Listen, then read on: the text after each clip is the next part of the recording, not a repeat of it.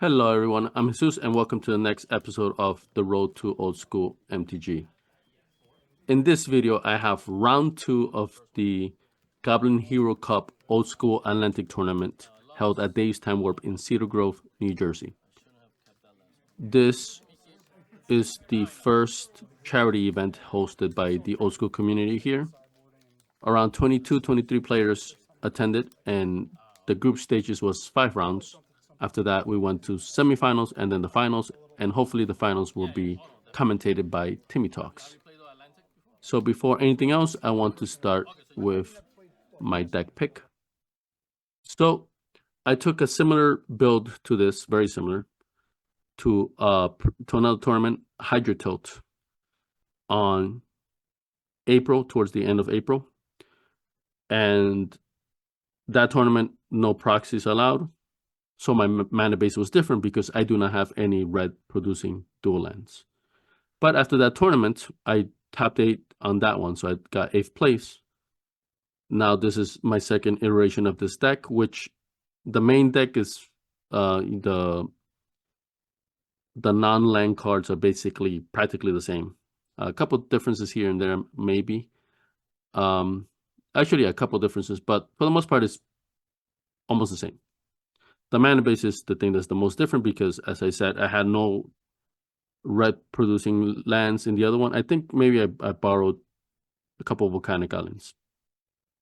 But other than that, and then a couple of control magics, which I didn't have at the moment of the tournament, and I was one of my friends from our group there that went to the Hydro tournament was kind enough to let me control magics, which was definitely crucial in me winning the mirror match in that tournament.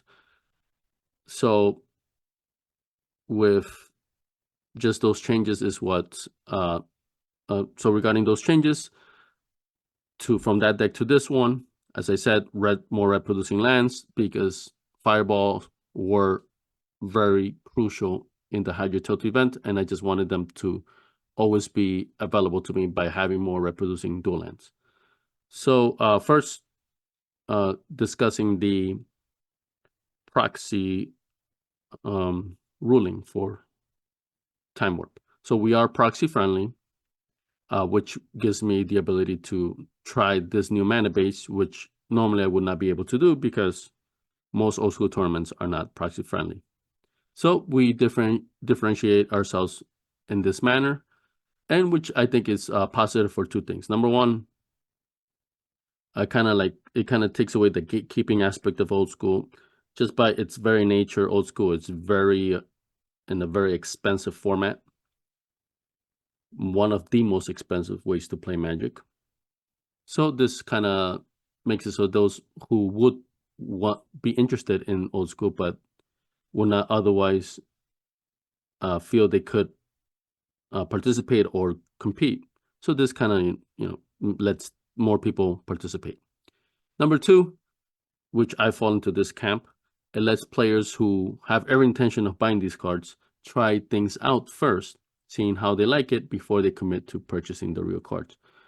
Right, so I am on the hunt little by little to get my full playset of all the dual lands. I'm almost halfway by now, and so I have every intention of eventually having a full playset. So and that's why my mana base was different for the Hydro Tilt event, because like I said, I didn't have any reproducing dual lands. The ones I did have, I was lent. But now in this version here, so 4 volcanic islands, all proxies. 2 badlands, proxies. 4 underground sea. 3 are real, one of them is a proxy. Let's see. Everything else in the main deck is real. On the sideboard, there's an extra, the Abyss, that's a proxy. And then on the Falling Stars, one of them is real, one of them is a proxy. Other than that, everything else is real. All right, so this is just a robots deck. This is differentiated from a shops deck, which is basically basically the same thing, or at least the same game plan. Ramp into a big creature, big artifact creature like Suchi, Juggernaut, Trike, just Tetrabus, things like that. And other builds may have additional things like Icy Manipulators, Sage of Latnams, ATOGs. So this one, my version is basically just artifacts. And then for the mid to late game, when I have a lot of mana available to me, I have a few X spells. So 2 Fireballs, of course. I have the Mind Twist and the Brain Geyser. So those are game-breaking cards. And I have the 1 Tome there too. Once I have a lot of mana and it's just sitting there not doing anything, it can get me little by little. I can start outpacing my opponent that way. I have 4 Suchis. So the big difference from this build, from the Hydra Tilt build, is that for that one I had 3 Power Stones in place of the 3 Basalt Monoliths. So this one I'm trying these out because the Suchis lost me games in the Hydra Tilt event. So the Basalt Monoliths are a way for me to dump the mana from the Suchis. I can only dump 3 out of the 4, but still, taking 3 damage less than is a big deal. Plus, I get a benefit out of it, which is untapping the Basalt Monolith, right? As opposed to the dumping it into the factory, and then the factory is now active, and then it can be disenchanted and so on, right? Bolted and so on, right? So that's still a good option in terms of still not losing out to 4 life, but I feel this is a more ideal option with the Basalt Monolith. So I'm trying that out. All right, guys. So this section is going to be recorded after the fact. My opponent, Chris N, was kind enough to send me this deck pick. So we're going to analyze it before I get into the match video for this round. So he is mainly playing a red-black, I guess I would say Disco Troll deck. So you have the 4 Sedge Trolls, you have the 2 Nevinyrral's Disc, then your regular power cards. So he does splash blue for Ancestor and Time Walk, makes sense. And actually white is also, now that I see it, actually white is more represented than red. For red, he strictly just has the 4 Sedge Trolls and the Fireball. So I see a Solkanar. I'm not sure if Solkanar requires red. I think he's the other colors. But either way, 1 Solkanar, that's pretty cool. 4 hippies, 4 orders, 4 hymns. And I'm checking for the mind. Oh yeah, Mind Twist, Demonic Tutor. So yeah. And then for white, 4 swords, 4 disenchants. 21 lands. Well, 22 with the Mace of Ith. So actually pretty pretty greedy in terms of adding a little bit of everything, right? So it kind of like reminds me almost of the deck, right? Where it's a 5-color deck. This is, other than green, it has all the other colors, but it also makes it more versatile, as you'll be able to see in this match video. So I thank Chris for sharing this, just to give you guys a better context into the match videos. All right, so with that out of the way, we're going into game 1. I'm on the left, opponent's on the right. He's going first, Underground Sea. So I see a Time Walk, swords in his hand, hippie, 2 factories. So me, factory, Mox, and I pass. So my opponent, I think did he get a 3rd factory? Ouch. So he plays a factory, passes. So at least there's no ramp from him. So me, ideally, I want to play a land and then hopefully some kind of other artifact, either Basalt Monolith, a Mana Vault, something that will boost me up and then me being able to play either a turn 2, maybe even a turn 2 Trek. But in this case, I just dropped a 9 in it and I pass, right? So I'm definitely not playing to this deck's potential. My opponent drops a second factory, time walks, so that way now he can outpace me in terms of mana. So he plays a dual a Mox. He's gonna play another land. So yeah, now he has 5 mana as opposed to my 3. So it taps 3 for a hippie. So this is a big problem for me. I have 1 mana drain in the deck. Other than that, that's the only counter spell. And then I don't have swords and stuff like that. I do have the Abyss though. But here I played a City of Brass, took a red to fireball the hippie. So I see a set show on my opponent's hand. So he is animating both factories, attacking for 4. So there's no red in his mana base, so that's why he couldn't cast the troll. But he still got 4 damage out of that anyway. So bad lands for me. Opponent has 5 mana, so I've caught up. I have 5 as well. Although the City of Brass I'm trying not to use that. I'm at 15 right now. My opponent's still fully at 20. 4 mana, there we go. Suchi, I do have a factory that I can sink the mana in case it dies. Ideally, I want a Basalt Monolith or a Tome.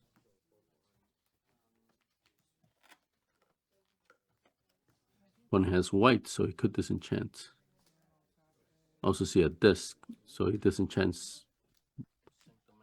I say I dunk the mana into the factory. One is tapping, activating, attacking for 3. Activating and pumping. So I'm at 12. If he gets that red, I'm in bigger trouble because I also see his disc in play. Although I only have 1 permanent, non-land permanent. Okay, 4. There we go. Another Suchi. 2. I take a damage. 11. What am I doing? Time walk. Ooh, nice. Copy artifact. So my opponent was waiting for me to commit, and now he's most likely playing that disc. Yep. And then I'm screwed. Gonna get some damage out of this though. So he has a white, right? I think he has a swords in hand. I don't know that, of course.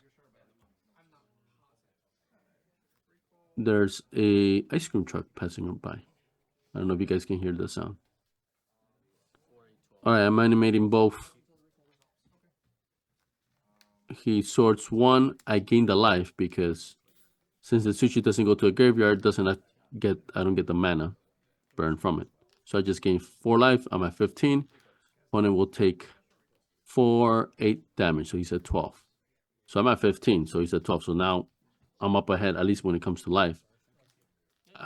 He wasted a card to destroy a Suchi. So now this is only a 2 for 1. Of course, that's still a big deal, but it could have been a lot worse. So he hymns me after the fact. So, I had 5 mana. So that's a Trike. I think there was a Juggernaut as well. So I say I dunk the mana into the factory. So man.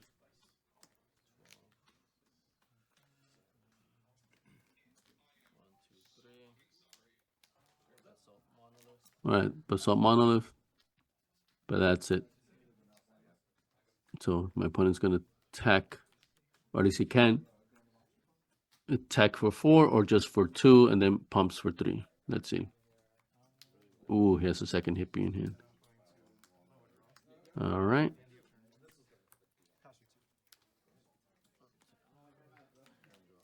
So I only have 2 cards in hand. I played a land, so hopefully I can play what I have. I have a lot of mana available to me. I don't have black. Oh no, yeah, I have all the colors available. So Unless it's some kind of a reactive card, I should be able to play it out, whatever's in my hand.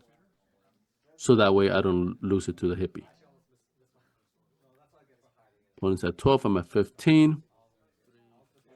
3, 4. Red, maybe. Let's see. 6 mana, so maybe a trike. I don't have a Tetrabus in this deck. Ooh, Fireball for 2, and then I hit my opponent for 2.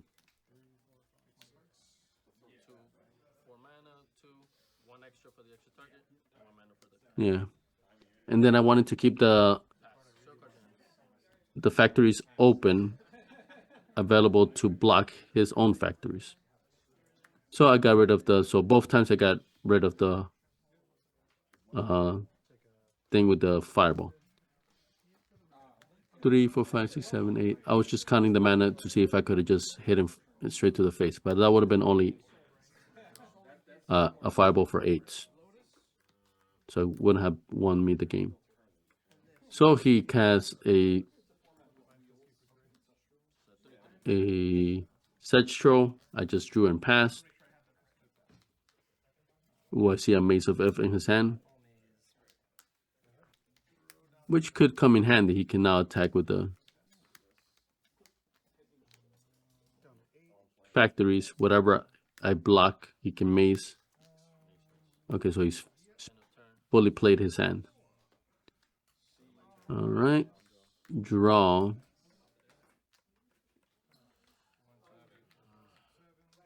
So Sestro needs black to regenerate. So I don't know if I have anything that can kill both at the same time, and then he can just regenerate one of them. So I just drop a Mox Ruby. That's not going to do anything for me. So this is what I was mentioning, right? When the middle of the game. First, I'm very capable of winning the game very quickly. But when I don't, I need some kind of a next spell to get me out. I already got 2 fireballs, right? So I ran out of fireballs. Hopefully I can get that Brain Geyser. A Mind Twist wouldn't do much now, but still, it's such a powerful card. It's worth keeping just in case. Especially powerful early game. Opponent's hemming me. So the reason why I didn't play that Juggernaut is because with my opponent's maces plus his Sedge Trolls that can regenerate, I was just going to lose it anyway, right? So I'd rather have kept it. That way he had to use his hem to think for me to kind of bluff that I had something else, right? But I had an inefficient Juggernaut that wasn't going to do much anyway.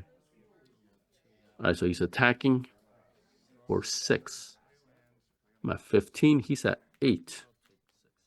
I have no regrowth or recall, so I will not be getting those fireballs back.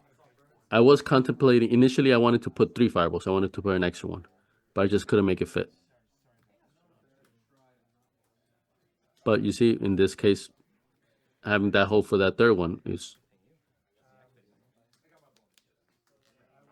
that would have been nice. But I know right now I can't win through a fireball.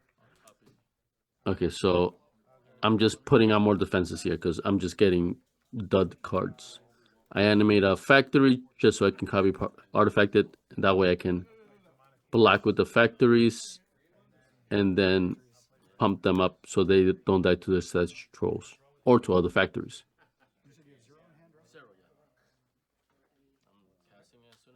I think but then he just played another factory, right? So right now it's not looking good for me.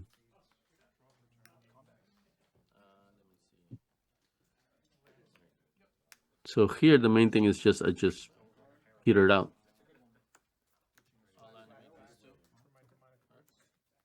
Okay, so opponent was saying declare steps. I animated my factories just in case. So he's attacking.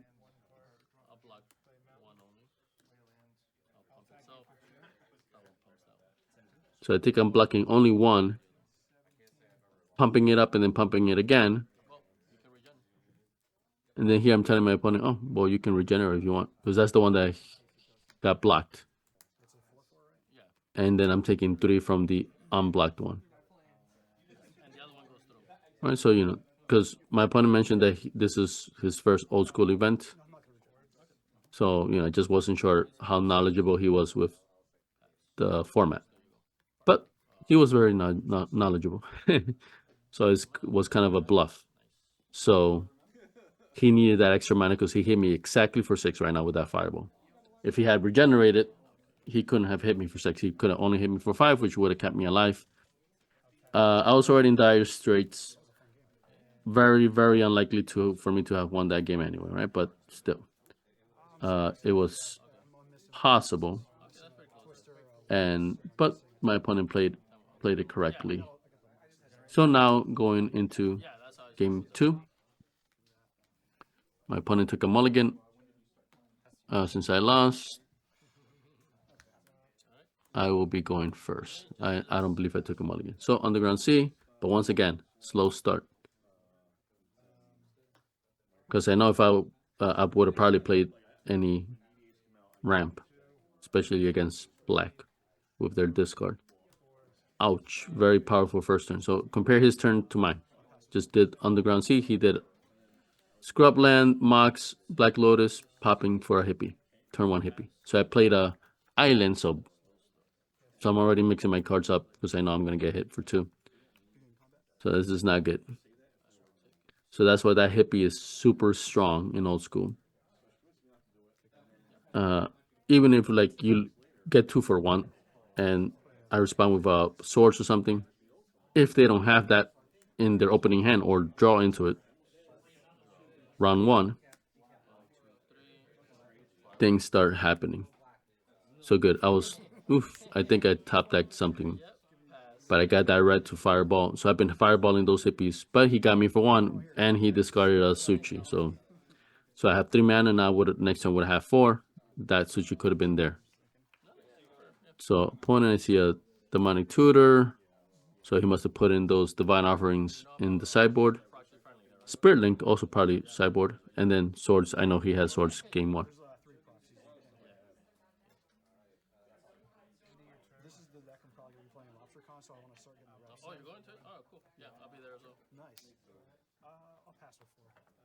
When I fireball, like my opponent was saying, "Oh, who, me or?"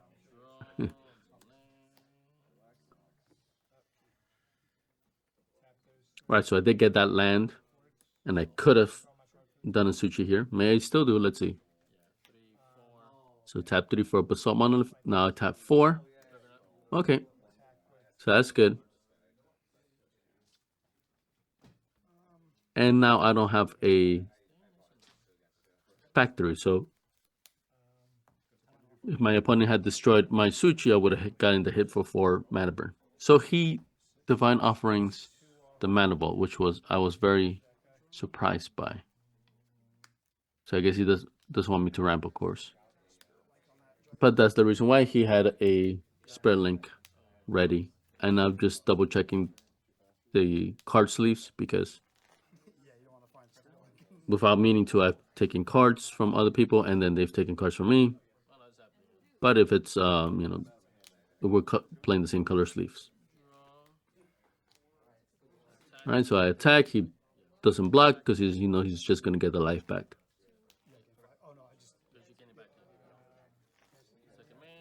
Okay, so another volcanic island. I have 1 or 2 cards in hand, something like that. Okay, I see a Suchi, I think. Yeah, so here it comes.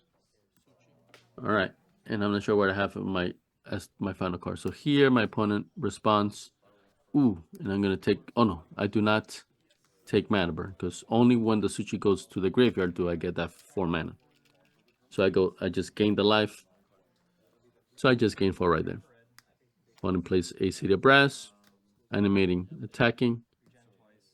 That die drops to 2, and then I say those 2 die together make 5.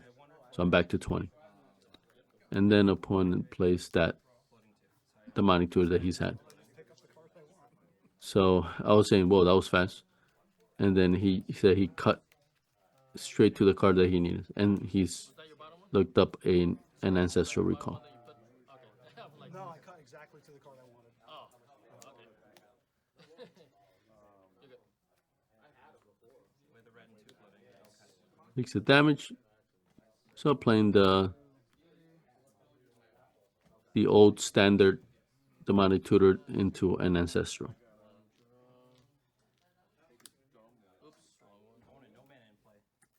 Okay, so play a land, and then I play a Mox, then I get a 6 mana for the trike. I attack, but opponent doesn't block because he just gets it back. So it's negating that Juggernaut.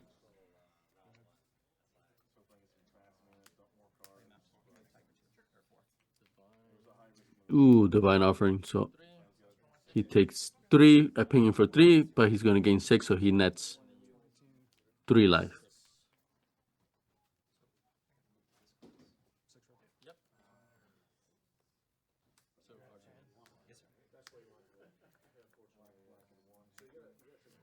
So now tapping 3 for a Sedge Troll.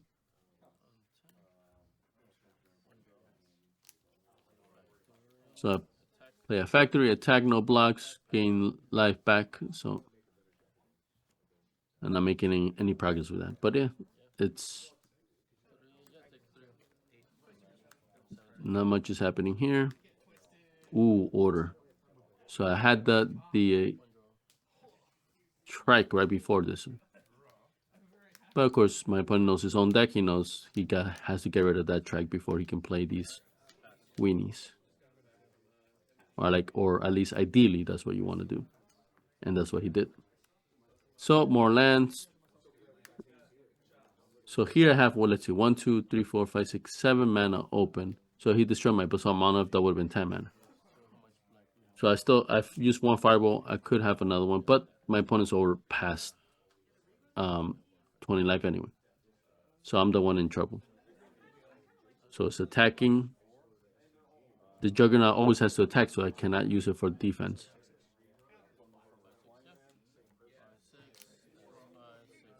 So I take the damage. And then place another one. So now I'm in trouble. Big trouble. So I still have that Juggernaut as my only creature, but I have to attack with it, so he is not available for defense. And then my opponent doesn't care about it because he just gets the life back anyway. So it's about to hit. Okay, so I animate my factory, I tell him. So this is tricky because factory can pump itself. It'll be a 3/3. But the orders can also pump themselves as well and give themselves first strike. So I'm at 11. So I don't know, maybe I still decide to just take the damage. Yeah, I think I decided to take it. So I animated it just in case. But I guess in hindsight, if I didn't intend to block, it would have been better not to animate anyway. And there we go. Opponent plays a second troll. I get more lands. I can't stop that barrage of cards coming my way. So, yeah, I petered out. My opponent had an answer for everything I did. I got the trike too early.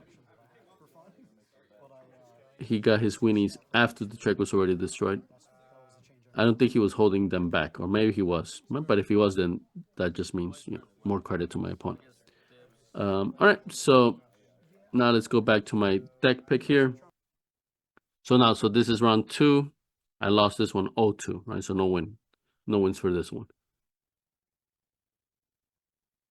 I don't know if I put in any falling stars because I probably did, because with what I noticed from the hippies, I most likely added that extra abyss and then the 2 falling stars. Probably that maze as well. Never saw a maze, never saw any abysses in this entire game. I had 2 maze abyss, 1 main, 1 sideboard. I know I must have added both of them. This is the second game. I never drew any of those. So definitely unlucky from my side, but my opponent was also getting a lot of lands as well, right? So he beat me fair and square. So yeah, so by this point, I'm definitely a bit demoralized. The changes that I made are not bearing fruit. The red producing dual lands, I am able to, those fireballs did help me a lot with the hippies, of course. But maybe it's making other things harder to cast. I don't know. And then that Felwar Stone, the lack of Felwar Stones now makes it so that way I have, it does make it harder for me to cast those colored spells sometimes. And then the Suchi and activating into the Basalt Monolith that happened maybe once, or maybe not even at all, right? So in theory, I like it. It does work. But just because it works doesn't mean it's worthy to be included in your deck, right? I want it to be, but so far it hasn't come into play. And even if it does come into play, maybe the odd one game here and there, to have an efficient deck, you gotta have cards that are always efficient. And the Basalt Monolith so far, not doing much. All right, so other than that, we're gonna leave it up to here for today. Thank you guys for watching.